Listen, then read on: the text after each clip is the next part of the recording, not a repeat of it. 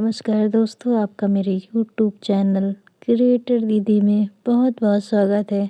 हस्तरेखा विज्ञान में आगे बहुत कुछ जानेंगे आप धीरे धीरे।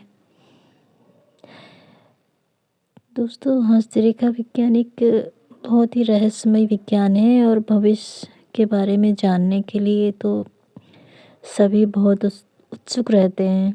चोरी छिपे बहुत सारे लोग अपना हाथ दिखवाते हैं, अपनी कुंडली जांच करवाते हैं, जिनके अंदर कुछ करने की या अपने भविष्य को जानने की जिज्ञासा होती है। कभी कभी तो लोग जानने की कोशिश तो करते हैं, लेकिन उनको सही मार्ग नहीं मिलता या सही व्यक्ति नहीं मिलता।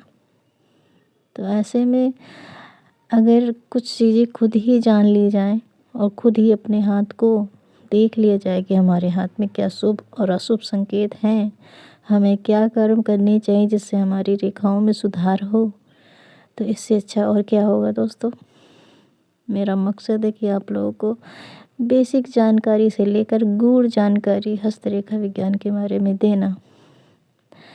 पिछले वीडियोस में मैंने मस्तिष्क रेखा के बारे में बहुत कुछ बताया था। आगे भी मस्तिष्क रेखा के बारे में कुछ बातें मैं बताना चाहती हूँ। बहुत से लोग सोचते होंगे कि कुछ लोगों को विरासत में क्यों इतना कुछ मिल जाता है, उन्होंने तो कुछ इतना मेहनत भी नहीं की या कुछ किया ही नहीं कर्म, फिर क्यों उनको इतनी चीज़ें मिली। तो दोस्तों, जिनके हाथ में 2 स्पष्ट मस्तिष्क रेखाएं होती हैं, उनको विरासत में बहुत कुछ मिलता है बिना मेहनत के। यद्यपि इस प्रकार के योग में जातक के पास बहुत धन संपत्ति होती है, परंतु वह उसको विरासत में नहीं मिलती, बल्कि वह उसको अपनी बौद्धिक क्षमता के द्वारा अर्जित करता है। ठीक है, मिलती तो है, लेकिन उसमें भी उसको दिमाग लगाना पड़ता है कि विरासत में भी कोई ऐसे ही किसी को नहीं मिल जाती। विरासत में तो उसे मिलती है जो प्रिय होते हैं, जिनके पास विरासत होती है, और वो उनको देते हैं जो प्रिय होते हैं उनके। तो इसमें बौद्धिकता की ज़रूरत होती है। तो जिनके पास पहले से ही 2 मस्तिष्क रेखाएं हैं, तो सोचो कितना उसके पास दिमाग होगा, कितना लगाएगा वो। प्राय देखा यह जाता है कि जिस प्रकार की हाथ की बनावट होती है, उसी प्रकार की मस्तिष्क रेखा होती है।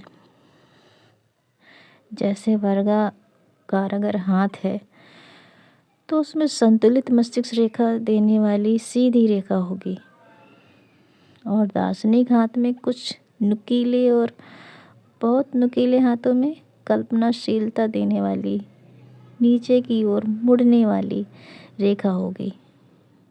जब हाथ की बनावट के अनुसार मस्तिष्क रेखा ना हो, तो उसके प्रभाव में बहुत अंतर आ जाता है।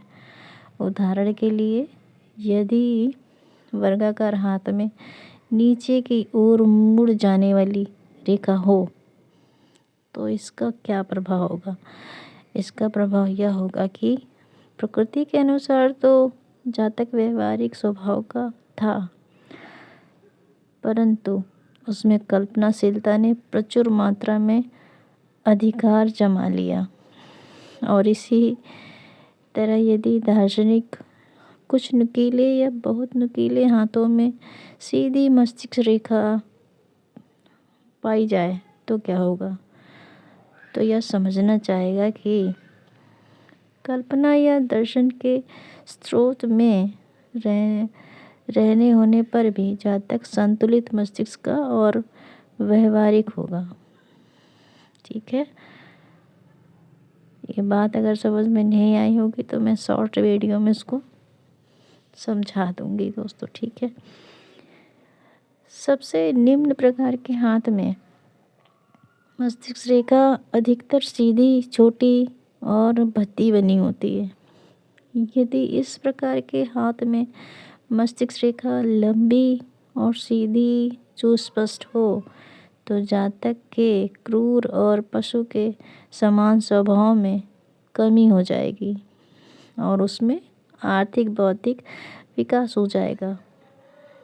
ठीक है, मुड़ जाने वाली हो तो, अगर रेखा मुड़ जाने वाली हो तो कलात्मक और कल्पनात्मक गुणों के विकास को द्योतक होगी, परंतु साथ ही साथ जातक में व्यवहारिकता और तर्क शक्ति की कमी न होगी। आगे से फैले हुए हाथ में स्वाभाविक रूप से मस्तिष्क रेखा लंबी और सुस्पष्ट और नीचे की ओर मुड़ जाने वाली लंबी होती है। यदि ऐसे हाथ में रेखा सीधी हो तो जातक कल्पनाशील होने से व्यवहार कुशल अधिक होगा। ठीक है दोस्तों, आज के लिए बस इतना ही। अपनी नेक्स्ट वीडियो में मैं कुछ और बेहतर जानकारी लेकर आऊँगी। तब तक के लिए नमस्कार दोस्तों, बाय बाय।